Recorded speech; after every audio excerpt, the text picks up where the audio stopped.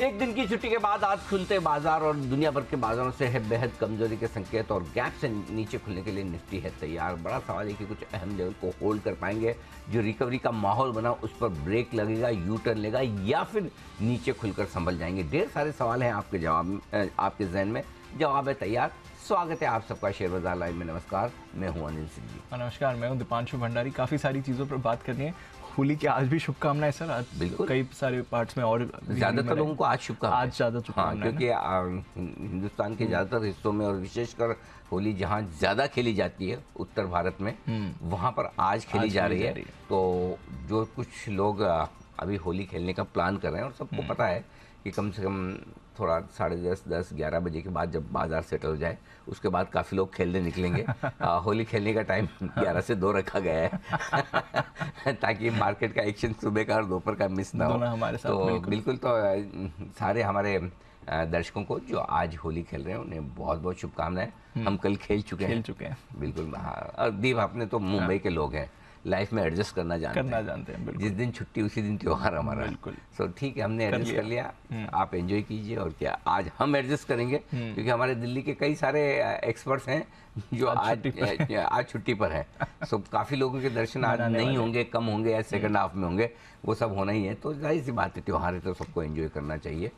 लेकिन इसी के साथ एक और ख़ास बात है, अंतर्राष्ट्रीय महिला दिवस, इंटरनेशनल वीमेंस डे भी है और उसके लिए भी हमारे सभी महिला दर्शकों को बहुत बहुत शुभकामनाएं, बहुत बहुत बधाई। और साथ ही हमारी टीम में जो ज़बरदस्त महिला शक्ति है, काफ़ी ऐसी महिलाएं जो बड़ी ज़बरदस्त काम करती हैं। और एक्चुअली हमारी टीम में महिलाओं की वैसे देखा जाए तो अनुपात के हिसाब से संख्या कम है थोड़ी, लेकिन जो है बेहद दमदार हैं। तो हमारी टीम में और देश भर में जो हमारे महिला दर्शक हैं उनको बहुत बहुत शुभकामनाएं।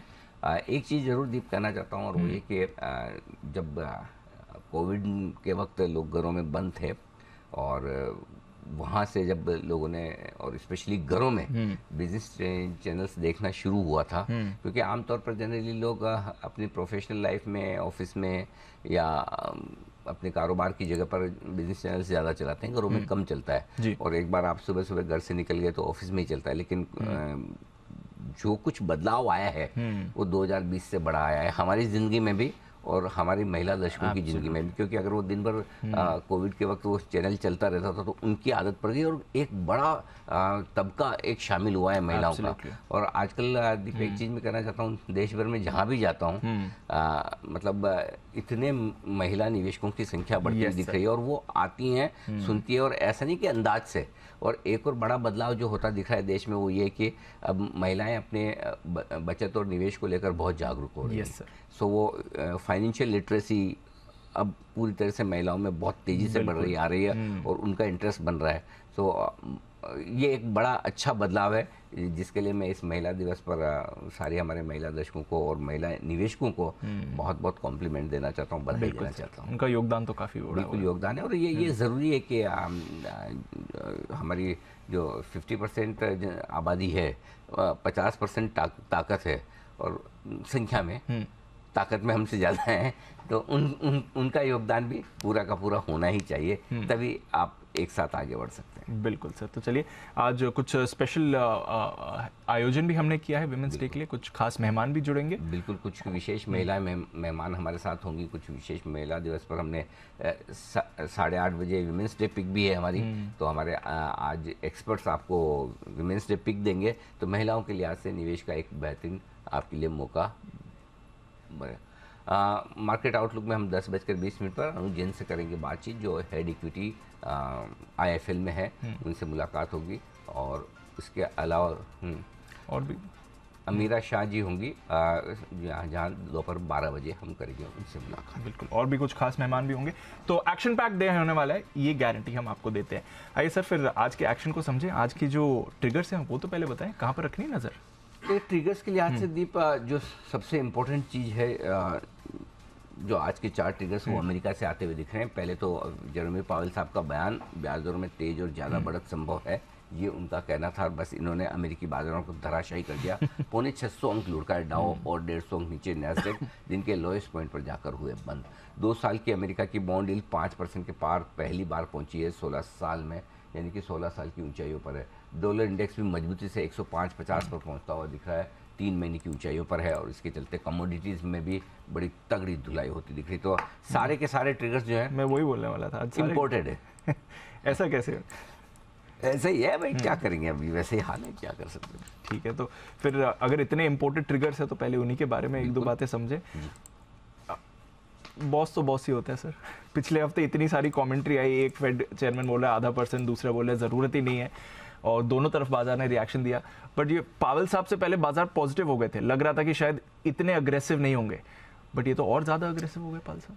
सबसे इम्पोर्टेंट चीज़ क्या हुई, पावेल साहब का भाषण जो आया था कल, वो आउट ऑफ सिलेबस था। हाँ, कहीं लिखा हुआ नहीं था कि पावेल साहब भाषण देने वाले हैं, ठीक है। एक कोई पब्लिक इवेंट पे उन्होंने जाकर बोला, नहीं नहीं, ये कांग्रेस के सामने हाँ, किया। कांग्रेस के सामने तो आज दो दिन तो अच्छा पहले ही दिन उन्होंने बोल दिया, तो चलिए पहले दिन बोल दिया, तो ये मामला ये हो गया कि अब जाहिर सी बात है कि अगर वो बड़ा स्टेटमेंट दे रहे हैं।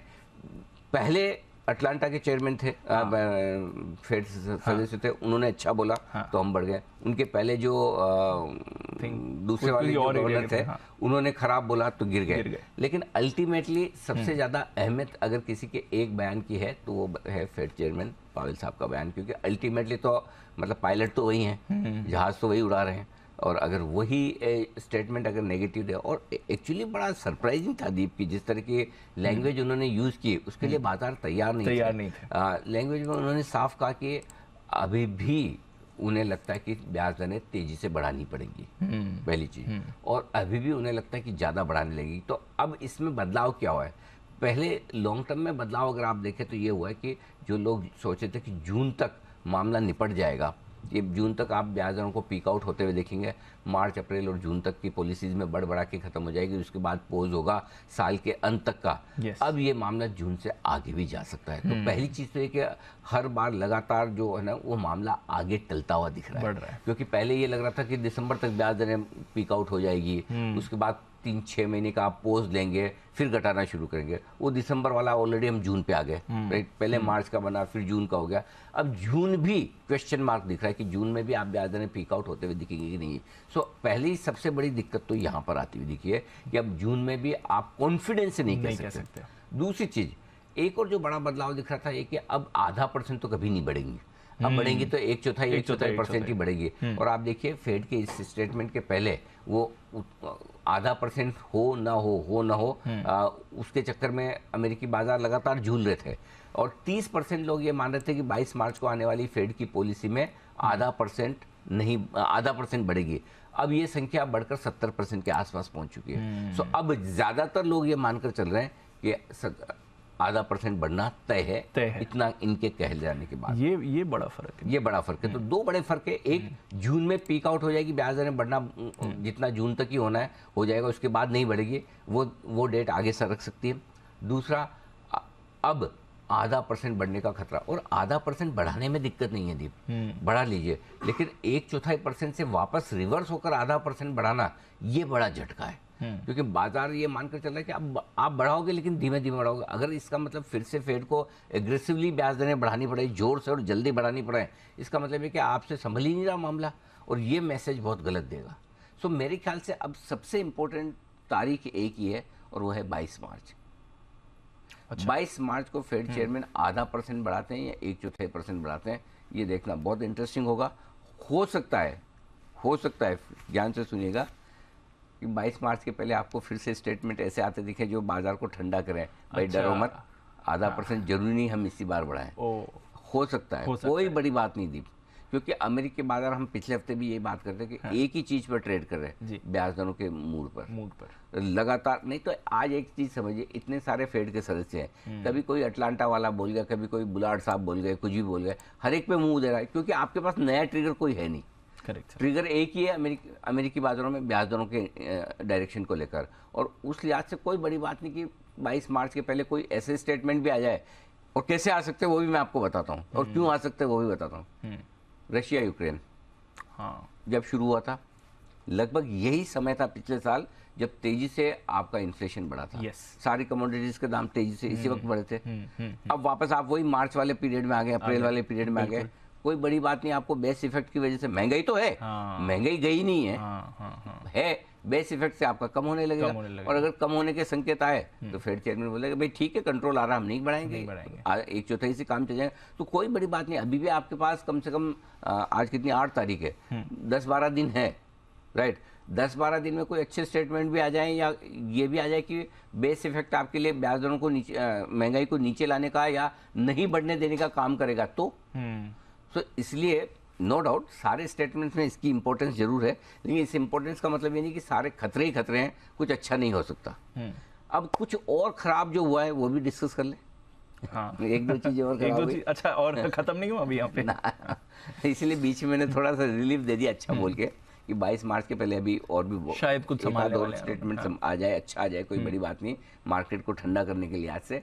लेकिन अल्टीमेटली 22 मार्च को अपने ये देखना है कि आधा या 1/4% और कमेंट्री हो सकता है, आधा बढ़ाकर कह के आगे सब ठीक है, मार्केट उसे माफ़ नहीं करेगा, 1/4 बढ़ाकर चिंता जाहिर कर ले, चलेगा। तो अब क्या करते हैं देखा जाएगा। दो चीज़ें और है इंपॉर्टेंट, एक डॉलर इंडेक्स वापस 105-50 पर आता हुआ दिखा, 105.5 पर, ये थोड़ी सी चिंता की बात है। डॉलर इंडेक्स का इस तरह से बढ़ना, 106 की तरफ बढ़ रहा है, तो ये कमोडिटीज़ पर, इक्विटीज़ पर दबाव डालेगा। साथ साथ एक और जो इंटरेस्टिंग चीज़ है, जो 2 साल और 10 साल के बॉन्ड यील्ड है अमेरिका में, उसमें बड़ा बदलाव आता दिख रहा है। जो 10 साल के बॉन्ड यील्ड है वो तो चल रहे हैं 4% के आसपास, और 2 साल के चल रहे हैं 5%। यानी कि आप शॉर्ट टर्म में ब्याज डिपॉजिट करोगे, शॉर्ट टर्म में आपको ब्याज ज़्यादा मिलेगा, लॉन्ग टर्म में कम मिलेगा, उल्टा हिसाब है। और ये जो गैप है 1% का, ये 16 साल का हाईएस्ट गैप है। 12 साल 42 साल का हो गया। 81 में आखिरी बार ऐसा था। माय गॉड, क्या बात कर रहे हैं, लंबा। तो ये जो 2 साल की यील्ड है, ये 5% में 16 साल बाद पहले आई है। और ये जो गैप के ऊपर 16 साल आया, ये जो गैप हो गया है, ये 81 में आखिरी बार था जब इनका इन्फ्लेशन डबल डिजिट्स में हुआ करता था, तब की बात है। इतना बड़ा गैप आना मतलब, इसका मतलब क्लियर है कि बॉन्ड मार्केट एक बड़ी हाइक के लिए तैयार हो रहे हैं। वो 0.5% मानकर चल रहे हैं कि 22 मार्च को। तो बॉन्ड मार्केट से अगर आप संकेत लेना चाहें तो वो संकेत साफ है कि 22 मार्च को 0.5% बढ़ेगी, आ सकती है। बॉन्ड मार्केट ये साफ कह रहा है, ये साफ कह रहा है। नहीं तो आपका ये गैप जो है इतना ऊपर नहीं होता। और 16 साल में पहली बार 5% के ऊपर 2 साल की बॉन्ड निकले, ये बड़ी चीज़ है। सो आई थिंक ये दो ट्रिगर से 2 साल तो भारत में भी 5% तो नहीं रिटर्न है, सवाल ही नहीं।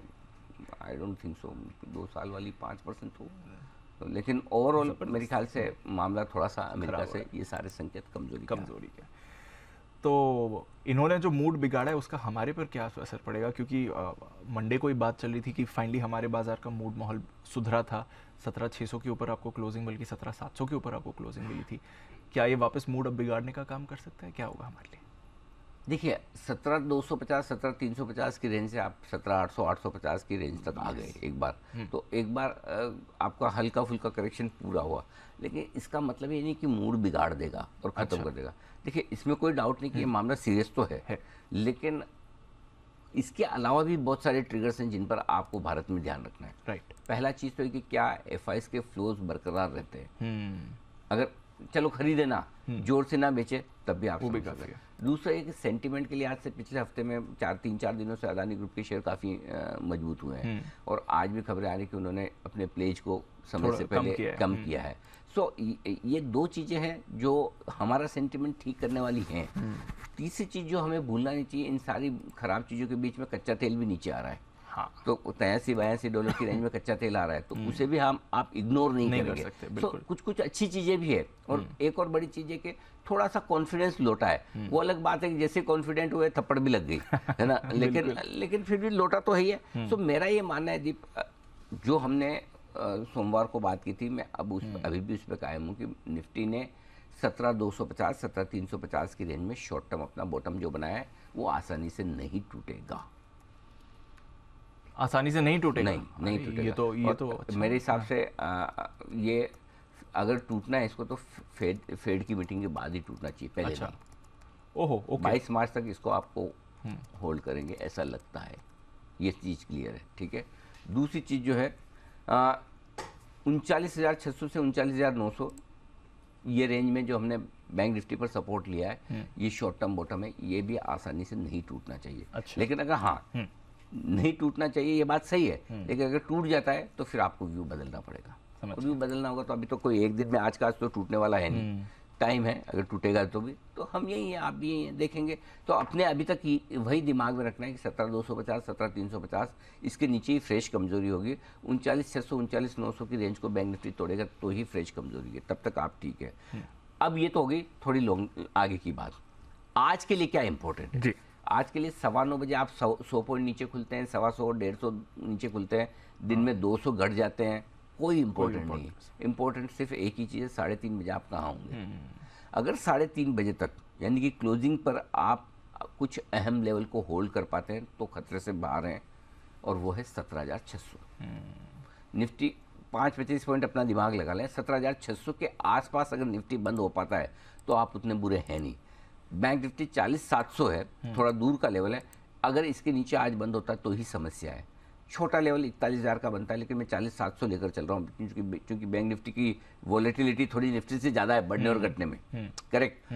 सो इस लिहाज से मुझे लगता है कि 17,600 और 40,700 इन दो लेवल पर नज़र रखिए। अगर इसके नीचे आप बंद होते हैं तो ये वापस थोड़ी आपकी रिस्क पुरानी लोस की तरफ जाने की है, और पुराने लोस कौन से हैं जो अभी थोड़ी देर पहले बताए, 17,250 17,350 39,600 39,900। तो ये दो लेवल नोट कर लीजिए, इनके नीचे बंद होगा तो ही तनाव लेना है, नहीं तो ठीक है, रनिंग करेक्शन आते जाते रहेंगे। और डीप इसलिए शुक्रवार सोमवार को जब हम कह भी रहते कि तेजी का व्यू रखिए, सारे अच्छे लेवल पे बंद हो रहे, सब कुछ है, 17,700 पे बंद हुआ भी था, लेकिन हेजिंग इसलिए रखनी होती है क्योंकि 2 दिनों की छुट्टी कहीं भी कोई है, तो इसलिए 17,500 का पुट ऑप्शन खरीदना इसलिए ज़रूरी होता है, या 41,000 का पुट ऑप्शन खरीदना इसलिए ज़रूरी होता है कि कभी आप बड़े गैप से नीचे खुल जाए तो उसके लिए आपकी हेजिंग होनी चाहिए।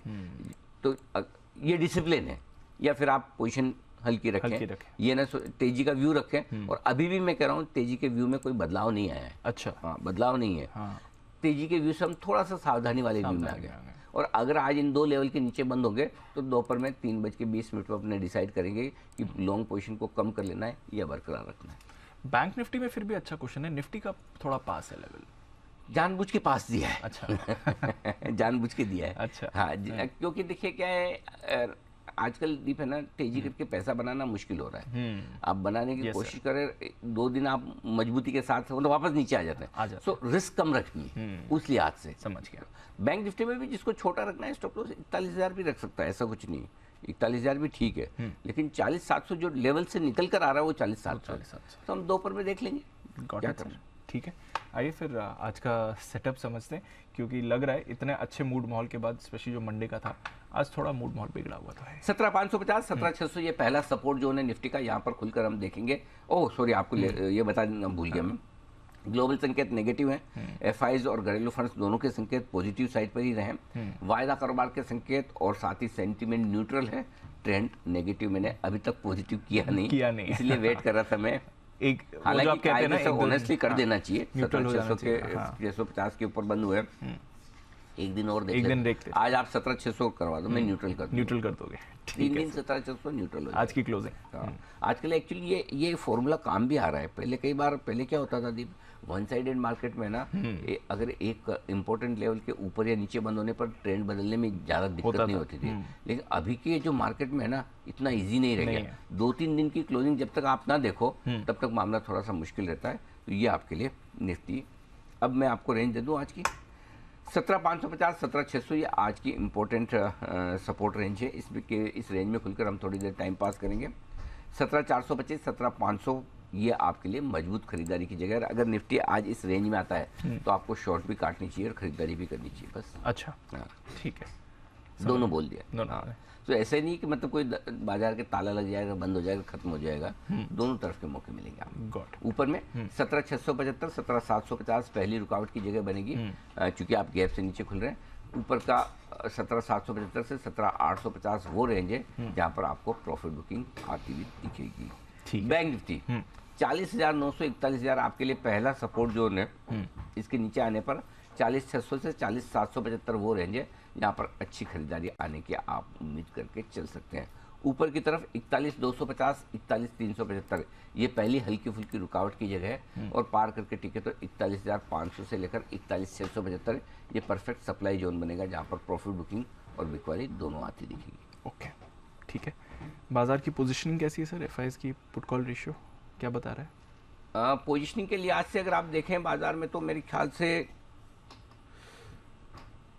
न्यूट्रल से थोड़े से हल्के से मतलब ज्यादा है, कोई बहुत थोड़ा ज्यादा नहीं। ज्यादा, हाँ। पुट कॉल रेशियो 1.12 पर है निफ्टी का, बैंक निफ्टी 1 पर है। सो ऐसा तो नहीं कह सकती कि ओवर बॉटर, ऐसा भी नहीं कि बहुत लाइट है। 2 दिनों की तेजी से थोड़ा सा पुट कॉल रेशियो बेहतर हो गया। इंडेक्स लॉन्ग पोजीशन 26% के आसपास है, बढ़कर भी है लेकिन फिर भी इतनी ज्यादा नहीं कि आपको डर लगे। विक्स में कोई खास बदलाव है नहीं। अब आइए स्टॉप लॉस 17,575, 17,600 की जो बात की उसके थोड़ा सा नीचे 17,575, ये आपका स्टॉप लॉस होगा इंट्राडे भी और क्लोजिंग भी। ठीक है। बैंक निफ्टी इंट्राडे आप 41,000 छोटा रख लीजिए, क्लोजिंग 40,700 रख लीजिए। और अगर किसी को दूर रखना है तो 40,700 क्लोजिंग भी रख सकता है और इंट्राडे भी, और किसी को नजदीक रखना है इंट्राडे और क्लोजिंग दोनों तो 41,000। दो में से एक स्टॉप लॉस अपनी पसंद का चूज कर लीजिए, ठीक है। दोनों में से कोई भी चलेगा। शॉर्ट अगर आप हैं तो शुक्रवार के हाई, सॉरी शुक्रवार याद आ रहा है, छुट्टी आने से शुक्रवार, जबकि छुट्टी तो एक ही दिन की मनाई, फिर भी शुक्रवार याद आ रहा है। हाँ, सोमवार परसों, हाँ परसों का आपका जो स्टॉप हाई है 17,800, वो आपका स्टॉप लॉस होगा। और परसों का हाई 41,675 था, 41,700 आपका स्टॉप लॉस होगा। इंट्राडे और क्लोजिंग दोनों सेम रखा है जी। ठीक है, गॉट इट। नई पोजीशन निफ्टी बेचे 17,800 सोमवार के हाइस के स्टॉप लॉस के साथ, 17,650, 602 आपके छोटे टारगेट, 17,550, 525 दो मीडियम टारगेट, 17,500, 17,465 तक के बड़े टारगेट के लिए कर दी है बिक वाली। खरीदना चाहें 17,465 से 17,550 की रेंज में खरीदें। एक्चुअली 17,425, 17,465 बहुत स्ट्रॉन्ग सपोर्ट जो निकल कर आता है निफ्टी के लिए, तो वहां तक आप खरीद सकते हैं। स्टॉप लॉस 17,400 के नीचे आपको लगाना होगा।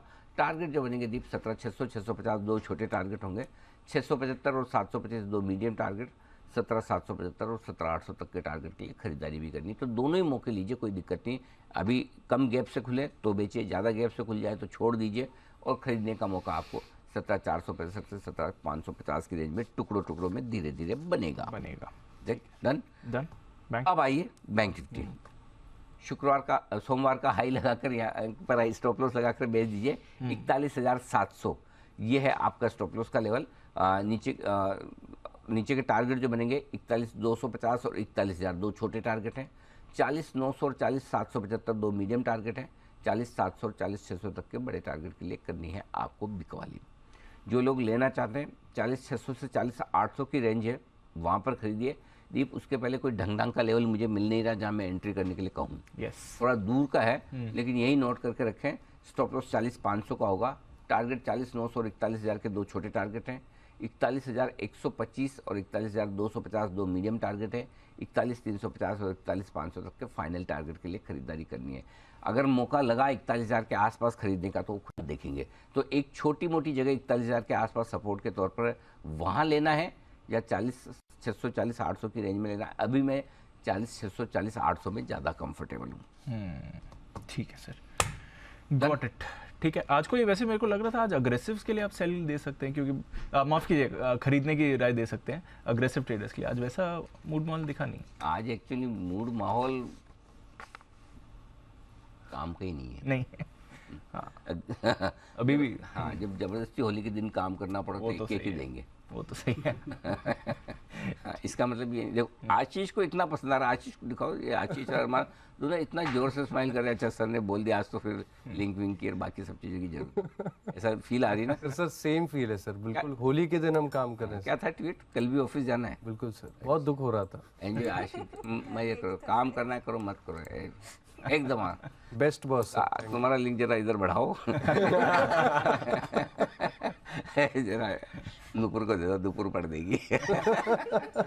नहीं देखो जो आ गई मुसीबत वो तो आ गई है, करना तो करना ही है होली के दिन में। अब जो है उसको एंजॉय करो और क्या है ना।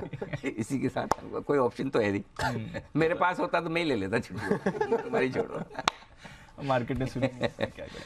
अच्छा थोड़ा डेटा समझते सर। डेटा वैसे 3 दिन एफआईएस की 3 दिन चली, वो तो अदानी वाली डील थी। 2 दिन से एफआईएस कैश में खरीदारी कर रहे हैं। कैश में खरीदारी है और कल 720 करोड़ की कैश में खरीदारी अच्छी मानी जाएगी। साथ ही 1450 करोड़ के स्टॉक फ्यूचर्स भी खरीदे, तो स्टॉक्स के लिहाज से अच्छी खरीदारी, सॉरी इंडेक्स फ्यूचर्स भी खरीदे, तो अच्छी खरीदारी है। स्टॉक्स में 100 करोड़ की फ्यूचर्स में वाली जो छोटी है, और साथ ही लोकल फंड्स ने भी 750 करोड़ की खरीदारी की है। तो डेटा तो इस लिहाज से ठीक है। भाई देखो, अच्छे मूड माहौल के दिन तो आप खरीदने आ जाते हो, हमें पता है। जिस दिन हमारी हालत खराब हो उस दिन खरीदो। सो आज खरीदे तब तो बड़ी बात है ना भाई। खराब अच्छे टाइम में तो ट्रेडर ही ले लेंगे, एफआईज की थोड़ी जरूरत है, लोकल फंड की थोड़ी जरूरत है। जब माहौल खराब हो उस दिन कौन सपोर्ट देना? मुसीबत में कौन आता है? शादी में तो सब आ जाते हैं। करेक्ट। कोई हॉस्पिटल में एडमिट है तब कितने मिलने आते हैं? एग्जैक्टली, फ्रूट्स और बुके लेकर। एग्जैक्टली। वो इम्पोर्टेंट है। So, इसलिए आज के दिन खरीदारी हो तब तो मजा है, नहीं तो फिर ठीक है। रहा सवाल डेटा का दीप, तो एक ही डेटा सबसे इंपॉर्टेंट है निफ्टी पर, 17,700 के पुट पर 55 लाख शेयर है, कॉल्स में 51 लाख शेयर, लगभग बराबरी का मामला है। दिक्कत एक है 17,700 के पुट पर परसों जो 43 लाख शेयर जुड़े हैं, ये आज नीचे खुलने के बाद थोड़े रिस्क पर आएंगे। अगला इंपॉर्टेंट सपोर्ट 17,600 के आसपास है, जहां 62 लाख शेयर है। 17,800 पर हाईएस्ट ओपन इंटरेस्ट कॉल्स में है 82 लाख शेयरों का। तो ऊपर का तो आपको पता चल गया है कि 17,800 है, नीचे 17,600 है। तो अभी जो रेंज दिख रही है 17,600 17,800 दिख रही है। 17,600 टूटने के बाद 17,500 पर हाईएस्ट ओपन इंटरेस्ट है, तो आपका 17,500 17,800 का बड़ा रेंज बन जाएगा, 300 पॉइंट का। ये डेटा दिखा रहे हैं। Got it. बैंक निफ्टी 41,000 पर हाईएस्ट ओपन इंटरेस्ट है 27 लाख शेयरों का, तो पहला सपोर्ट वहाँ होगा। 41,500 पर हाईएस्ट ओपन इंटरेस्ट है कॉल्स में 34 लाख शेयरों का, तो 41,000 41,500 की रेंज को आपको ट्रेड करना है। 41,500 के नीचे ट्रेड करना शुरू करेंगे तो खतरा बढ़ेगा। सेम वैसे जिससे 17,600 के नीचे ट्रेड करना शुरू करेंगे बैंक निफ्टी पर, तो ओपनिंग पर आपको दो ही लेवल ध्यान रखना है, 17,600 41,000। इसके नीचे से आपको कमजोरी गिरनी है। Got it. नहीं तो तब तक एक रनिंग करेक्शन है, 17,600 तक आ ही सकता है, 250-300 पॉइंट का बैंक निफ्टी में आ ही सकता है। तो जब तक 17,600 और 41,000 आप होल्ड कर रहे हैं दिन के लिए, कोई खास दिक्कत नहीं है। कोई खास दिक्कत नहीं है, ठीक है। चलिए, तो इंपॉर्टेंट लेवल्स दे दिए हैं। गैप डाउन तो होने वाला है, गैप डाउन के बाद बाजार कैसा बिहेव करते हैं, और जैसा अनिल जी ने कहा आज की क्लोजिंग बहुत इंपॉर्टेंट है, क्या वो इंपॉर्टेंट लेवल्स हम क्लोजिंग पे होल्ड करेंगे या नहीं, ये देखना है ज़रूरी। आइए फिर फोकस डालते हैं आज के स्टॉक्स पर। खबरों और रिसर्च रिपोर्ट्स, ब्रोकरेज रिपोर्ट्स लेकर तैयार हैं अरमान, अनुपुर और आशीष। अरमान, मॉर्निंग, बताएं क्या कह रहे हैं आज की ट्रिगर्स और खबरें। जी बिल्कुल, सबसे पहले ट्रिगर्स में जिंदाल स्टेनलेस हिसार की अगर बात करेंगे, जहां पे ट्रेडिंग जो है वो आज क्लोजिंग के बाद से अगर आप देखेंगे वहां पर सस्पेंड होती हुई दिखेगी, क्योंकि वो जो मर्जर है जिंदाल स्टेनलेस का वो इफेक्टिव होता हुआ दिखेगा। नेटको फार्मा, यहां पर बोर्ड बैठक में शेयर बायबैक के प्रस्ताव पर विचार किया जाएगा। यूनिपार्ट्स इंडिया, जहां पे आईपीओ का जो 90 दिन का लॉक इन है वो खत्म होता हुआ दिखेगा। एक्स डेट मेरिको में है, जहाँ पे इंटरम डिविडेंड है 4.5 का। ग्लोबल के हिसाब से यूरोप का Q4 का जीडीपी का डेटा आएगा, और फेड चेयरमैन पावेल साहब जो है यूएस कांग्रेस में टेस्टिमनी जो है वो भी देते हुए दिखेंगे। बजाज फिनसर्व की बात करें, यहाँ पर अगर आप देखेंगे इनकी subsidiary Bajaj alliance general insurance का बिजनेस अपडेट आता हुआ दिखा है, जिसमें अगर आप देखेंगे ग्रॉस प्रीमियम वाई आधार पर लगभग 6% के आसपास बढ़कर आई है। वही मंथ ऑन मंथ अगर आप देखेंगे तो वहां पर लगभग 35% की आपको बढ़ोतरी दिखेगी। अडानी ग्रुप कंपनियों पर ध्यान रखना है आपको, क्योंकि वहां पर अगर आप देखेंगे नेगेटिव खबर आती हुई दिखी है कि Adani enterprises, Adani green, Nifty alpha 50 index से हटाए गए हैं। उसी के साथ साथ एसीसी और अंबुजा सीमेंट्स पर भी ध्यान रखिएगा, क्योंकि वो निफ्टी 50 लो वॉलेटिलिटी इंडेक्स से भी हटाए गए हैं, और ये सब इफेक्टिव होने वाला है, जो अगर आप देखेंगे 29 मार्च से इफेक्टिव होने वाला है।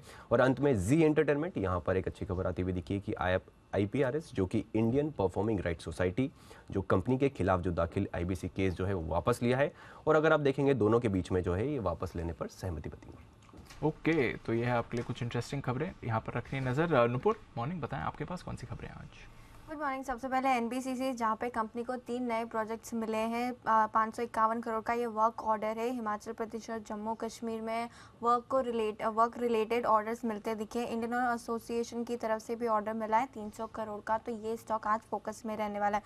वेल्सपेन कॉर्प, जहाँ पे ABG से जुड़े दहेज शिपयार्ड स्थित एसेट बिक्री के लिए कंपनी ने करार किया है, तो आज ये स्टॉक भी फोकस में रहेगा। वेल्सपेन कॉर्प इस 360 करोड़ में कंपनी इसे बेचेगी, तो ये स्टॉक पे आज नजर रहने वाली है। अशोका बिल्कुल, जहाँ पे north Bihar power distribution company की तरफ से 366 करोड़ का डिस्ट्रीब्यूशन इंफ्रा के लिए कंपनी को एक नया ऑर्डर मिला है, तो पॉजिटिव न्यूज़ है अशोका बिल्कॉन के लिए भी। गेल की बात करें तो 13 मार्च को बोर्ड की बैठक में अंतिम डिविडेंड पर कंपनी विचार करने वाली है, और ऐलान करने के बाद 21 मार्च को इसके रिकॉर्ड डेट होगी, तो ये स्टॉक भी आज फोकस में रहने वाला है। नेशनल एल्यूमिनियम कंपनी की बात करें तो 13 मार्च को कंपनी की बोर्ड बैठक के दूसरे अंतिम डिविडेंड पर कंपनी विचार करेगी। 21 मार्च को रिकॉर्ड डेट रहेगी इंटरिम डिविडेंड के अनाउंसमेंट के बाद। अजंता फार्मा, जहां पे 10 मार्च को बोर्ड की बैठक है बायबैक का प्रस्ताव रखने वाले और उसकी मंजूरी पर विचार करने वाला है बोर्ड, तो अजंता फार्मा भी आज फोकस में रहने वाला है। ओके, तो बायबैक के लिए तैयार और अजंता फार्मा और कई सारी कंपनीज हैं जहां पर डिविडेंड की बोर्ड बैठक होने वाली है आने कुछ दिनों में, वहां पर रखनी है नजर। अरमान, और कौन सी खबरें बची हैं? बिल्कुल, इंद्रप्रस्थ गैस पर आप ध्यान रखिएगा क्योंकि जेनेसिस गैस सॉल्यूशन के साथ इन्होंने स्मार्ट मीटर निर्माण से जुड़े जीवी गठन किया है और इसके तहत अगर आप देखेंगे 110 करोड़ की लागत से स्मार्ट मीटर मैन्युफैक्चरिंग जो है यूनिट लगाएगी। पीवीआर, यहाँ पर चेन्नई में इन्होंने एक फिनिक्स मार्केट सिटी में लगभग 11 स्क्रीन मल्टीप्लेक्स जो है 11 स्क्रीन का मल्टीप्लेक्स जो है वो वहाँ पर वो खुला है। और उसी के साथ साथ जाइडस लाइफ साइंस पर भी ध्यान रखिएगा क्योंकि इनकी कैप्सूल को यूएस एफडीए से अंतिम मंजूरी मिलती हुई दिखी है और उसी के साथ साथ विभिन्न प्रकार के कैंसर के इलाज में इसका उपयोग किया जाता है। टीसीएस, यहाँ पर ध्यान रखिएगा क्योंकि टीसीएस ने मार्क्स और स्पेंसर के साथ $1 अरब जो है डॉलर की एक और नई डील जो है वो कर सकता है। श्रीराम फाइनेंस, यहाँ पर श्रीराम फाइनेंस की सब्सिडरी श्रीराम हाउसिंग फाइनेंस में बेरिंग पी जो है वो हिस्सेदारी खरीद सकता है। एनटीपीसी, फरवरी में अगर यहाँ पे अपडेट आता हुआ दिखा है, फरवरी में बिजली उत्पादन लगभग 12% की बढ़ोतरी आई है। और अंत में जेपी इंफ्राटेक पर आप ध्यान रखिएगा क्योंकि सुरक्षा रियल्टी और लक्षद्वीप इन्वेस्टमेंट के जो JIL जो कि जेपी इंफ्रा लिमिटेड है उससे जुड़े समाधान प्रस्ताव पर एनसीएलटी की मंजूरी आती हुई दिखी है और एनसीएलटी नई दिल्ली के प्रिंसिपल बेंच ने जो है ये मंजूरी दी है। ओके, तो जेपी इंफ्रा का रेजोल्यूशन फाइनली क्लियर हो गया, देखते हैं इसका क्या इम्पैक्ट आपको मूड माहौल पर भी आते हुए दिखता है। कुछ ब्रोकरेज रिपोर्ट्स भी आई हैं एक दिन की छुट्टी के बाद, आइए जानते हैं इनके बारे में। FIR,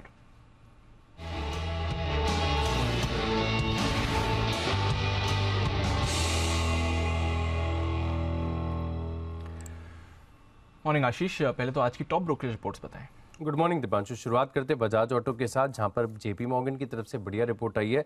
ओवरवेट की रेटिंग को बरकरार रखा है, 3723 की क्लोजिंग है, ये 4400 रुपए का लक्ष्य दे रहे हैं। मान रहे कि फेवरेबल रिस्क रिवॉर्ड है, अच्छा कैटलिस्ट भी है और मान रहे कि कुछ नए लॉन्चेस आगे आने वाली तिमाहियों में देखने को मिलेंगे जिसके चलते ऊंचा टारगेट दे रहे हैं 4400 रुपए का। मारुति एक और ऑटो स्टॉक है जो आपके रडार पर रहना चाहिए। सिटी की तरफ से रिपोर्ट है, खरीदारी किराए को तो बरकरार रखा लेकिन जो लक्ष्य इन्होंने घटाया है 13,100 से घटाकर 12,500 कर दिया। हालांकि अभी भी आप देखें करंट मार्केट प्राइस से ऊंचा ही है क्योंकि 8,631 की क्लोजिंग है। बजाज फाइनेंस यहाँ पर सिटी की तरफ से रिपोर्ट है, न्यूट्रल की रेटिंग को बरकरार रखा है, 6,135 की क्लोजिंग है, 6,400 रुपए का लक्ष्य दे रहे हैं। सिप्ला पर लगातार ब्रोकरेज हाउस जो है थोड़े से बेरिश हो रहे हैं। जेफरीज की तरफ से रिपोर्ट आई है, होल्ड की रेटिंग को तो बरकरार रखा लेकिन जो लक्ष्य है वो 1100 से घटाकर 900 रुपए कर दिया है, 881 की क्लोजिंग है। और इन्होंने ईपीएस के अनुमान में भी देखे तो कुछ कटौती की है और मान रहे कि अगर यूएस में नए लॉन्चेस नहीं होते हैं तो यहाँ पर कुछ इरोजन आपको देखने को मिलेगा। मैक्स हेल्थ के डाउनग्रेड आया है। बिल्कुल सर, जेफरीज को 1-2 दिन पहले भी था सिप्ला पर, 1-2 दिन पहले भी डाउनग्रेड्स आए थे लगातार, इसके लिए मैंने कहा कि बेरिश हो रहे हैं और कमेंट्री भी अच्छी नहीं आ रही है। ईपीएस के अनुमान में 13% की कटौती बड़ी। फार्मा को नुपुर ट्रैक करती है। नुपुर तुम्हारा सेक्टर बराबर काम नहीं कर रहा है। क्या गड़बड़ क्या है? वो यूएस सारे फार्मा पे डाउनग्रेड हो रहे, क्यों? सर कुछ तो करे ब्रोकरेज वाले। ब्रोकरेज तो कर रहे हैं, सेक्टर कुछ नहीं कर रहा। अब गिरते ही गिरते जा रहे हैं। रिसर्च एनालिस्ट की परफॉर्मेंस सेक्टर की परफॉर्मेंस के साथ लिंक करनी करनी चाहिए, नहीं सर, करनी चाहिए, करनी चाहिए, ये अच्छा आइडिया है। नहीं सर मेरा भी मेटल है।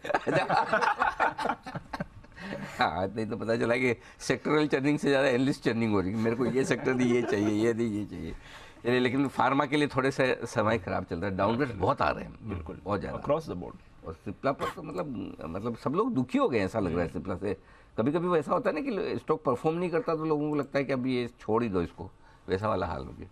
तो चलिए बताएं, और बताइए और कौन से हैं? सर मैक्स हेल्थ केयर यहाँ पर भी नजर रखेंगे। जेफरीज की तरफ से रिपोर्ट है, अच्छी रिपोर्ट मानी जाएगी, खरीदारी किराए को बरकरार रखा है। इन्होंने इन्वेस्टर मीटिंग हुई है, इसके बाद ये रिपोर्ट निकाली है। 431 की क्लोजिंग, 530 रुपए का टारगेट दे रहे हैं। LNT पर देखें तो सबके सब ही बुलिश हैं, अभी भी लगातार ब्रोकरेज हाउस की तरफ से बढ़िया ही रिपोर्ट आती है। मॉर्गन स्टैनली की तरफ से रिपोर्ट आई है, ओवरवेट की रेटिंग को बरकरार रखा है और लक्ष्य में अच्छी खासी बढ़ोतरी की गई है। 2401 से बढ़ाकर 2847 का लक्ष्य दिया है, 2141 की क्लोजिंग है। और मान रहे कि पूरे पुख्ता संकेत है जिससे मालूम पड़ रहा है कि केपेक्स की साइकिल में एक रिवाइवल देखने को मिल रहा है, मोमेंटम फेवरेबल है, वैल्यूएशन इन्हें आकर्षक नजर आ रही है जिसके चलते इन्होंने टारगेट प्राइस काफी हद तक बढ़ाया है। तो ये है आपके लिए आज की सारी ब्रोकरेज रिपोर्ट्स। और भी कुछ है आशीष? हो गई कवर सारी दीपांशु, और भी रिपोर्ट्स आई हैं। पावर सेक्टर पर नजर रखिएगा, CLSA की तरफ से बड़ी डिटेल्ड रिपोर्ट आई है जहां पर ये मान रहे कि अच्छा हाइड्रो सीजन हो सकता है, इसके चलते कुछ पावर स्टॉक्स इन्हें पसंद आ रहे हैं। सबसे पहले आप देखिए CLSA जो है NTPC पर खरीदारी की राय दे रहे हैं, 177 की क्लोजिंग, 195 का टारगेट और 2 हाइड्रो कंपनीज है, यहाँ पर भी इनकी कवरेज है। एनएचपीसी पर खरीदारी किराए को बरकरार रखा है, 40 की क्लोजिंग, 57 रुपए का ऊंचा टारगेट है। एसजेवीएन पर भी देखिए 33 की क्लोजिंग खरीदारी किराए के साथ 46 का ऊंचा टारगेट है। लेकिन जीएसडब्ल्यू एनर्जी जिसमें काफी बड़ा रनअप पिछले 2 दिनों में भी आपको देखने को मिला है, यहाँ पर भी सीएलएसए बिकवाली किराए को बरकरार रखे हैं, 215 का टारगेट दे रहा है, करीब 270 की क्लोजिंग है। ग्रासिम पर भी नजर रखिएगा, जेपी मॉर्गन की तरफ से रिपोर्ट आई है, यहाँ पर मैनेजमेंट मीट हुई थी, इसके बाद काफी ब्रोकरेज हाउस ने रिपोर्ट निकाली। जेपी मॉर्गन ओवरवेट की रेटिंग को बरकरार रखे हैं, करीब 1600 की क्लोजिंग है, 1980 रुपए का टारगेट दे रहे हैं। वहीं जेफरीज ने खरीदारी किराए दिए 2000 का टारगेट दिया, और सिटी खरीदारी किराए दे रहे हैं 2125 के लक्ष्य के लिए। ये पता ही नहीं था सीएलएसए एनएचपीसी और एसजेवीएन को भी ट्रैक करता है, ये पहले मालूम भी नहीं था। आज रिपोर्ट आई तो पता चला कि ये और अच्छी रिपोर्ट है ये। अच्छी रिपोर्ट है। 33 वाला 46 बढ़िया ही माना जाएगा। बढ़िया माना जाएगा। इसमें क्या है 13 रुपए यानी कि लगभग 1/3 से भी ज़्यादा। 40 वाला 57, 40% की अपसाइड, बढ़िया है। चलिए, वेरी नाइस। ये है आपके लिए सारी की सारी रिपोर्ट्स। आज बेहद इंटरेस्टिंग रिपोर्ट्स आई हैं, इन पर रहेगा भरपूर एक्शन। ग्रासिम पर भी रिपोर्ट काफ़ी ठीक नज़र आ रही है, स्पेशली सिटी का टारगेट 2125 का आपको दिखेगा। आइए बढ़ते आगे और चलिए की जाए मुलाकात हमारे सभी एक्सपर्ट से। आज है अंतर्राष्ट्रीय महिला दिवस यानी कि इंटरनेशनल वीमेंस डे, और लेंगे आपको इस मौके पर एक विशेष पिक महिलाओं के लिए, निवेश के लिए आज से।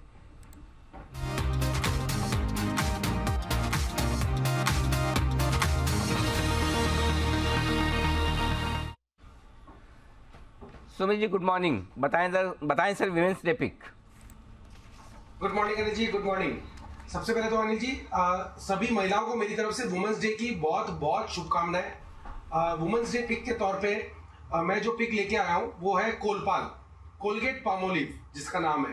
कोलगेट पामोलिव के अंदर मेरे को लग रहा है कि आने वाले समय के अंदर एक अच्छी तेजी देखने को मिलेगी।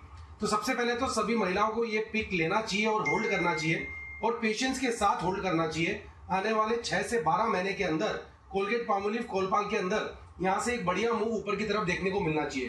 कोलगेट पामोलिव पिछले 4-5 दिनों से एक अच्छा मूव लोअर लेवल से दिखा रहा है। ये स्टॉक के अंदर छोटा मोटा अगर कोई भी डिप आता है 1475-1480 रुपए तक, तो लोअर लेवल्स पे ये स्टॉक में खरीदारी करे।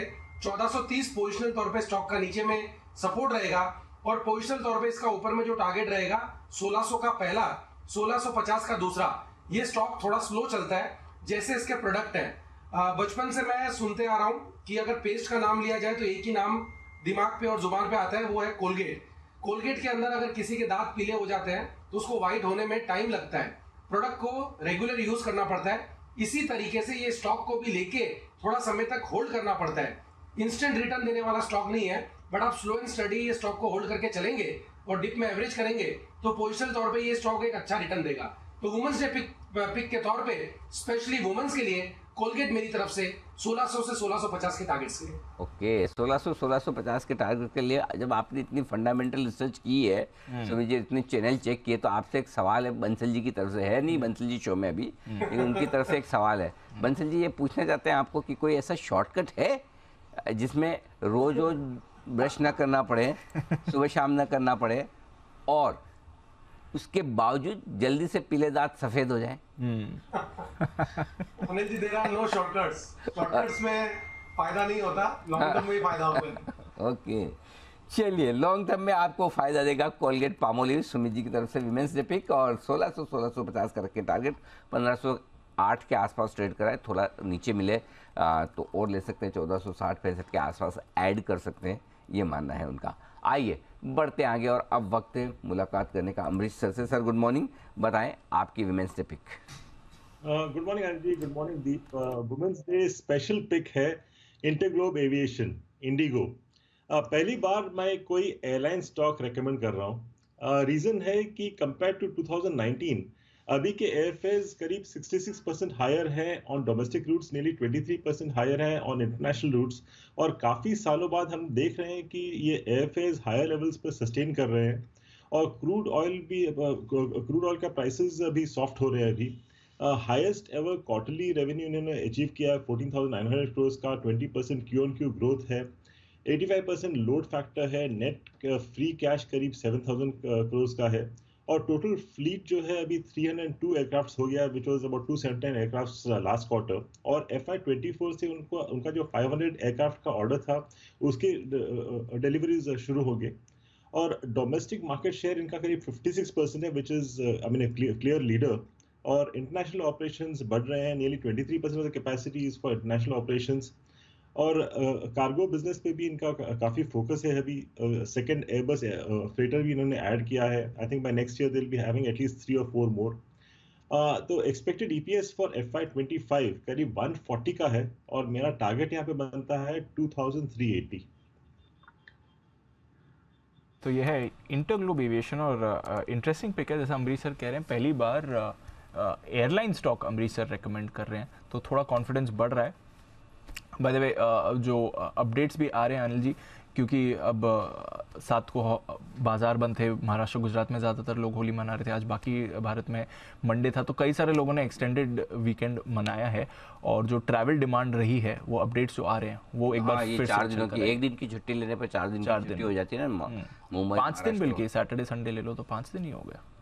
तो 2 दिन की थोड़ी भाई साहब, एक ही दिन। जिनको 8 की आज जिनको मिली है उनको 8 की एक ही, कल 7 की 8 की 2 दिन की नहीं है, मिक्स कर लिया, फिर तो 2 दिन की लेनी पड़ती है। लेकिन हम मुंबई में बहुत सारे ऐसे लोग हैं जिन्होंने मंडे की छुट्टी ली तो ट्यूसडे तक 4 दिन की छुट्टी हो जाती है। अच्छा फायदा उठाया। और होली खेलने, होली का त्योहार ऐसा ना, मतलब बीच वाले लोग कम होते हैं, जिनको खेलना तो पूरा खेलना है। हाँ, जिनको नहीं खेलना उनको बिल्कुल नहीं खेलना है। Correct sir. पूछो सुमी जी को, सुमी जी कहाँ है जरा दिखा। हाँ, तो सुमित जी आप कौन सी वाली कैटेगरी में आते हो?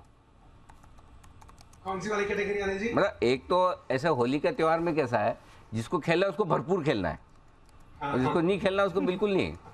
तो मतलब बीच वाला मामला कम ही है। बीच वाले में बहुत कम लोग होंगे परसेंटेज के, कोई आ गया रंग लगा गया तो लगवा लिया, नहीं तो ठीक है। हाँ। मैं जाके नहीं लगूंगा, लगाएगा तो मना नहीं करूंगा। कुछ लोग हैं जो सुमित जी की तरह होंगे जो कूद कूद के जाएंगे, नीचे खेलेंगे, भाई पकड़ो सबको, पकड़ो निकालो खेलो। तो कुछ लोग ऐसा तो कि भाई भाग जाओ कहीं इधर उधर दूर जाके।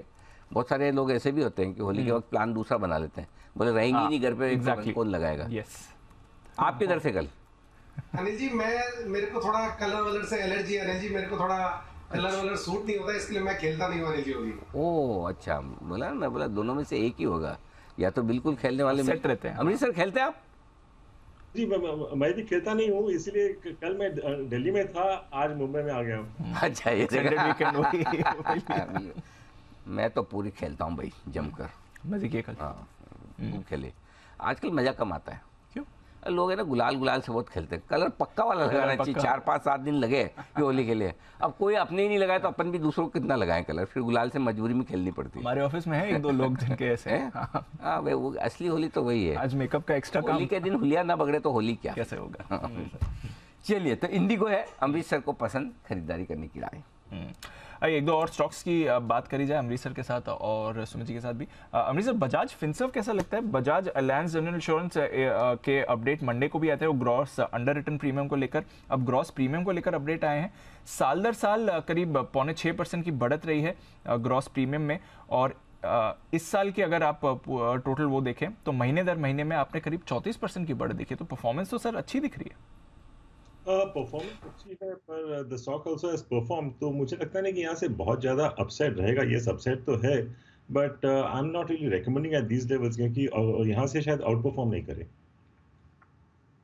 फिनसर्व पर रखिएगा नजर। सुमित जी एक बार जरा चार्ट भी देख लें। वैसे तो ऑफ कोर्स मंडे को अच्छे मूड में था, आज के लिए इंपॉर्टेंट लेवल्स क्या होते हैं? नीचे का सपोर्ट किधर दिखता है? दिवांशु देखिए, स्टॉक के अंदर वैसे अगर लास्ट 3-6 महीने का व्यू देखेंगे तो स्टॉक के अंदर गिरावट आया है, लेकिन लास्ट कुछ दिनों में देखेंगे तो स्टॉक में लोअर लेवल से रिबाउंड दिखा के कंसोलिडेट कर रहा है। तो अभी ये स्टॉक का एक रेंज बना हुआ है, जिसमें स्टॉक का जो नीचे में चार्ट्स के ऊपर सपोर्ट दिखाई दे रहा है वो 1340 रुपए का पहला सपोर्ट होगा, 1300 रुपए का दूसरा सपोर्ट होगा। ये 2 सपोर्ट स्टॉक के नीचे में है। ऊपर में जो पहला रेजिस्टेंस है वो 1400 का है, 1400 का लेवल टूटने के बाद 1430 पे दूसरा रेजिस्टेंस है। ये 2 लेवल टूटेंगे तब स्टॉक के अंदर बड़ी तेजी का शुरुआत होगा। जब तक ये 2 लेवल टूटेंगे नहीं ऊपर में, तब तक स्टॉक थोड़ा सा साइडवेज और रेंज बाउंड चलेगा, जिसमें नीचे में 1350 1330 तक का सपोर्ट और ऊपर में 1430 तक का रेजिस्टेंस। तो थोड़े दिनों के लिए मान के चले कि स्टॉक इसी रेंज में घूमेगा। पोजिशनल तौर पे अगर कोई भी डिप आता है तो खरीदारी करके चल सकते हैं, और जिस दिन भी ऊपर में रेजिस्टेंस ब्रेकआउट आएगा उसके बाद बड़ी तेजी बजाज फिनसर्व में देखने को मिलेगी। तो बजाज फिनसर्व पर रखिए नजर। दिग्गज फाइनेंशियल दिग्गज एनबीएफसीज का आज बाजार में थोड़ा रोल हो भी सकता है जहां तक एक्शन की बात है। एनबीसीसी, सुमित जी आपका एक चहीता स्टॉक 541 करोड़ के 3 ऑर्डर्स इन्हें मिले हैं, तो बड़ा अपडेट आया, अच्छी ऑर्डर विन भी रही है एनबीसीसी की तरफ से। क्या व्यू है सर इस पे? कौन सा स्टॉक बोला दीपांशु? एनबीसीसी। एनबीसीसी देखो, एनबीसीसी के अंदर पोजिशनल तौर पे मेरे को ऐसा लग रहा है कि लॉन्ग टर्म का नजरिया अगर रखेंगे तो इसके अंदर पोजीशंस होल्ड करके चल सकते हैं। स्टॉक ने पिछले 5 दिनों में 32 रुपए के लेवल से 36 से 37 रुपए तक का मूव दिखाया है, तो थोड़ा सा प्रॉफिट बुकिंग स्टॉक के अंदर देखने को मिल सकता है, जिसके अंदर नीचे में 34 रुपए तक के लेवल देखने को मिल सकते हैं। एग्जिस्टिंग पोजीशंस होल्ड करके चले और ये स्टॉक में भी थोड़ा पेशेंस रखना होगा। 37 रुपए का लेवल जब स्टॉक ऊपर में तोड़ेगा तो उसके बाद स्टॉक में मोमेंटम बनेगा और फिर 40 से 42 रुपए तक के लेवल पोजिशनल तौर पे आने वाले कुछ महीनों में एनबीसीसी में देखने को मिल सकते हैं। तो डिप्स में खरीदारी कर सकते हैं और एग्जिस्टिंग पोजीशंस होल्ड करके चल सकते हैं। डिप्स में खरीदारी करें और एग्जिस्टिंग पोजीशन होल्ड करके चलें, एनबीसीसी इस पर है नजर। अमरीश सर, गेल गैस अथॉरिटी, इस पर आपकी राय? क्योंकि अक्रॉस द बोर्ड एक तो गैस प्राइसेस काफी तेजी से गिरे हैं, ये फोकस पे भी था। 95 वाला स्टॉक 110 के लेवल पर आ गया पिछले 10 दिनों में, तो बड़ी रैली इसमें बनी है और अब 13 तारीख को बोर्ड बैठक है डिविडेंड के लिए, तो कैसे देखना है सर गेल को? गेल पे इस लेवल पे मैं पॉजिटिव हूँ, बिकॉज जिस हिसाब से गिरा है और gas prices, I think it's extreme positive.